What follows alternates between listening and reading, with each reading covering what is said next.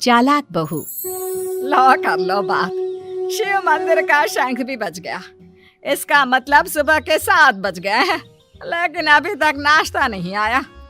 अरे बहू, ओ पूनम बहू, अरे इस अंधी बुढ़िया को इस जन्म में नाश्ता नसीब होगा कि नहीं? कल रात को भी फुलके जला दिए थे, कुछ मजा नहीं आया था खाने में। ये है सीतापुर में रहने वाली मंजरी, एक अंधी सास। मन की साफ है, बस थोड़ी सी जुबान से तेज है। मंदिर के शंखनाद से ही इन्हें पता चल जाता है कि वक्त क्या हो रहा है। और ये रही इनकी चालाक बहू पूनम। अच्छा हुआ जो मैंने ऑनलाइन ऑर्डर कर दिया सब कुछ, वरना ये बूढ़ी लाठी मेरी छाती पर मुक दलने लग जाती। अरे बहू, तू घर में है भी या चल बसी? हाय राम, ऐसा न कहो सासू माँ, दिन में एक बार तो भी माँ सरस्वती जुबान पर बैठती हैं। अरे नहीं नहीं, तुझे कुछ ना होगा। खुशबू तो बड़ी अच्छी आ रही है। ऐसा कौन से पंच पकवान बनाए हैं आज तूने?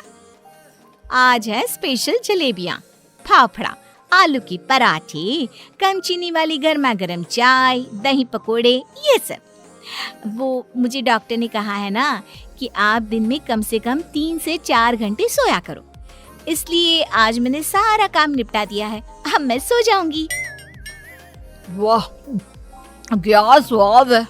लेकिन बहू, ये तो ब्रिजवासी की जलेबियां है ना? तू तो कह रही है कि तूने बनाया है।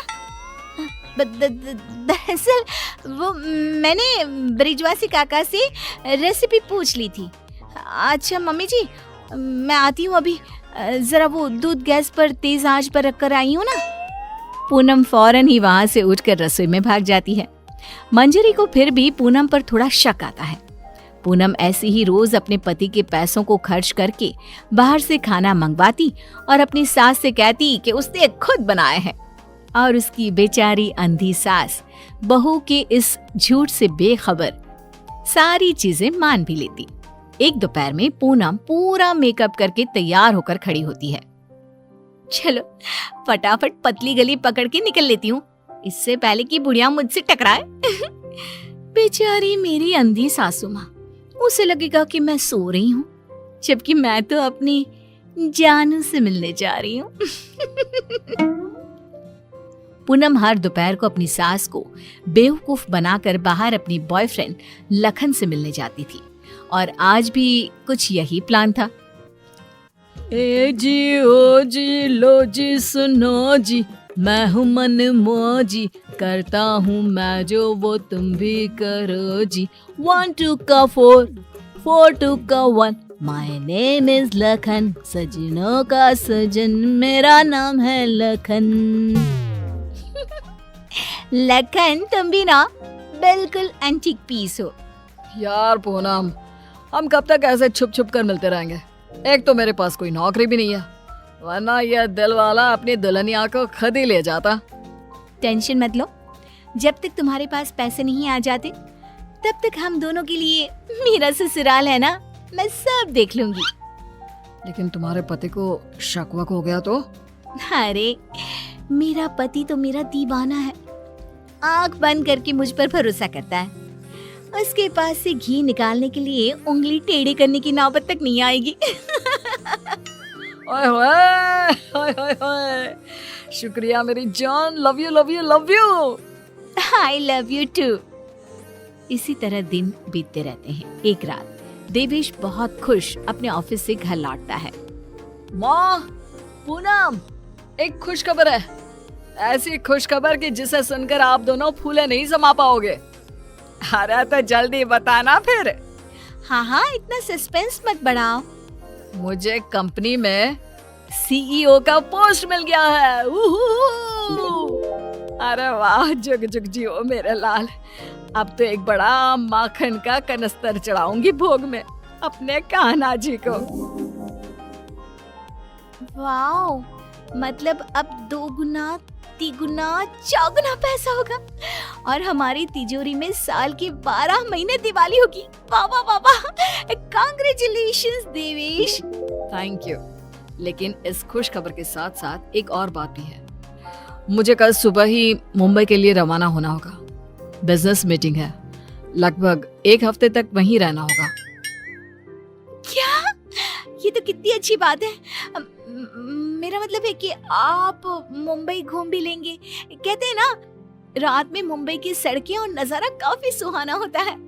वाकई में, ले जा इसे भी अपने साथ। अब मैं तो ठहरी अंधी। डॉक्टर ने कहा है रोशनी कभी भी आ सकती है, लेकिन मुझे तो ना लगता कि इस जन्म में आएगी मेरी आंखों की रोशनी। कैसी बातें करती हो सासू माँ आप भी। मैं भला अपनी सास को छोड़कर कहीं जाऊंगी क्या? अगर मैं चली गई तो आपकी सेवा क्या पड़ोस की मीना करने आएगी? देवेश, तुम आराम से घूम कर आओ और मेरे लिए एक अलग से सूटकेस भर के तोहफे लाना। इसे तो बस तोहफे ही दो, चाहे वो तीज हो, त्योहार या कोई और आम मामूली सा दिन। बस तोहफे तोहफे तोहफे। बिल्कुल पागल है ये। अरे मैं तोहफे मांगू तो आपको क्या दिक्कत है? आप भी मंगवा लो ना। देख देख देवेश बेटा, कैसे कैंची की तरह तेज चल रही है इसकी जुबान। अरे आप दोनों शांत बैठ जाओ, मैं आप दोनों के लिए ढेर सारे तोहफे लाऊंगा बस। देवेश अगली सुबह मुंबई के लिए निकल जाता है। इसी बात से खुश होकर पूनम सोचती है, रास्ते का कांटा तो साफ हो गया है। अभी मैं चुपके से मेरे लखन को घर पर भी बुला सकती हूँ। इस अंधी बुढ़िया को तो कानों कान भनक भी नहीं लगेगी। पूनम अब रात को चुपके से पीछे के दरवाजे के जरिए लखन को घर पर बुला लेती है। अब जहाँ सास घोड़े बेचकर खर्राटे मारते हुए सो रही होती है, तो वो बहू की बात करने की आवाज सुनकर तुरंत उठकर बैठ जाती है। ये आवाज किसी आदमी की लगती है, शायद बहू के कमरे से आ रही है। लेकिन नहीं, मैं भी कुछ ज्यादा ही दिमाग लगा देती हूँ। देख रही होगी कोई भूत या फिल्म। अब तो पति नहीं है घर में, इसलिए रात भर ऐसे ही करेगी ना। लेकिन अगर कल जल्दी नहीं उठी तो फिर मैं इसके कानों के पास जाकर बर्तन बजाऊंगी जोरों जोरों से। ये सिलसिला रोज चलता है और मंजरी को रोज लगता है कि पूनम टीवी पर कोई फिल्म देख रही है। एक दिन जब पूनम बाहर होती है, तभी मंजरी सोकर उठती है और आंखें खोलते ही उसे सब कुछ दिखाई देने लगता है। वो अपने आसपास सब कुछ देखकर काफी खुश और आश्चर्यचकित हो जाती है। ये तो गजब हो गया, मेरे आंखों की रोशनी फिर से लौट आई। डॉक्टर ने सही कहा था, रोशनी कभी भी लौट सकती है। बहू, अरे ओ पूनम का चांद, कहाँ मर गई? देख तो अब मुझे सब कुछ दिखाई दे रहा है। अब तो मैं छड़ी का इस्तेमाल भी नहीं करूंगी और अब मैं रोज अपने भगवान जी को भी देख सकती हूँ। पूनम! मंजरी अपनी बहू को आवाज लगाते हुए पूरा घर तलाशती है, लेकिन पूनम उसे कहीं नहीं दिखती। तभी उसकी नजर तिजोरी पर पड़ती है जिसका ताला नहीं लगा था। इस पर वो जैसे ही तिजोरी खोलती है तो हैरानी से उसकी आंखें फटी की फटी रह जाती है। ये कैसे हो सकता है? जहाँ तक मुझे पता है, देवेश ने कहा था कि वो घर खर्च के लिए 25,000 दे के जा रहा है, लेकिन यहाँ तो उसका आधा भी नहीं है। जरूर ये पूनम ने पैसे अपने शॉपिंग पर खर्च कर दिए होंगे। पैसे को पानी तरह बर्बाद करती फिरती है। आने दो उसे, फिर देखती हूँ उसे। तब तक मैं अपने भगवान के दर्शन कराती हूँ। मंजरी मंदिर जाती है, अच्छे से दर्शन करती है और खुशी खुशी वापस घर की तरफ चल देती है। जहाँ रास्ते में उसकी नजर मंदिर के पास बहती नदी के किनारे बैठी अपनी बहू पर पड़ती है, जो लखन के साथ वहाँ बैठी थी। ये यहाँ क्या कर रही है और इसके साथ कौन बैठा है? पता तो करना ही पड़ेगा। अब मंजरी चुपचाप आगे बढ़ती है और वहीं पास में एक बड़े पेड़ के पीछे छुपकर उनकी बातें सुनने लगती है। सुनो लखन, कल मेरा पति आने वाला है। आज रात को तुम आना और हम दोनों पूरी तिजोरी पर हाथ साफ कर देंगे। और भी बहुत सारा बेशकीमती सामान पड़ा है घर पर, उसे भी हम अपने साथ लेकर यहाँ से भाग जाएंगे। आइडिया अच्छा है मेरी जान, अब हमें कोई नहीं रोक सकता। हम ना यहाँ से सीधा सिंगापुर जाएंगे डार्लिंग। बाप रे बाप, इसका मतलब इस महारानी का इस मुफ्तखोर के साथ चक्कर चल रहा है। अच्छा, तो मेरे बेटे को लूट कर अपनी दुनिया बसाने का प्लान चल रहा है। अब रुक, तुझे दिखाती हूँ दाल और आटे का भाव। अब घर पे अच्छे से डोली सजाती हूँ तेरी विदाई के लिए।